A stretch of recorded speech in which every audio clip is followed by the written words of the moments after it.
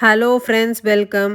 இந்த வீடியோவில் உங்களுக்கு மூன்றாவது திவ்ய தேசமான உத்தமர் கோயில் திருச்சியில் லொக்கேட் ஆயிருக்குங்க. ஸோ இதோட லொக்கேஷன் வந்து நான் டிஸ்கிரிப்ஷனில் உங்களுக்கு ஷேர் பண்ணுறேன். ஸோ இந்த கோயிலில் வந்து என்ன உங்களுக்கு விசேஷம் அப்படின்னு பார்த்தீங்கன்னா, வடக்கில் வந்து பிரம்மரும், கிழக்கில் வந்து விஷ்ணுவும், மேற்கில் வந்து சிவன், இவங்க 3 பேரும் வந்து ஒரே திருத்தலம் தாங்க இந்த வந்து உத்தமர் கோயில்.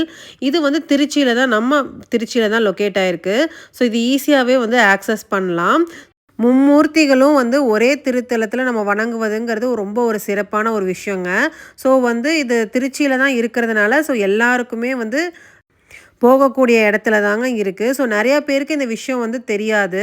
ஸோ எல்லாருமே வந்து திருச்சினா ஸ்ரீரங்கம் கோயில், திருவாணிக்காவல், ஸோ இந்த மாதிரி வந்து மெயினான டெம்பிள் மட்டும்தான் வந்து நம்ம விசிட் பண்ணிட்டு வருவோம். ஸோ இந்த மாதிரி வந்து விசேஷம் இருக்கிற கோயில் அப்படின்னு சொல்லிட்டு நான் சொல்லும் போது, ஸோ நெக்ஸ்ட் டைம் நீங்கள் திருச்சி போகிற வாய்ப்பு கிடைச்சதுன்னா கண்டிப்பாக இந்த கோயிலுக்கு வந்து போயிட்டு வாங்க.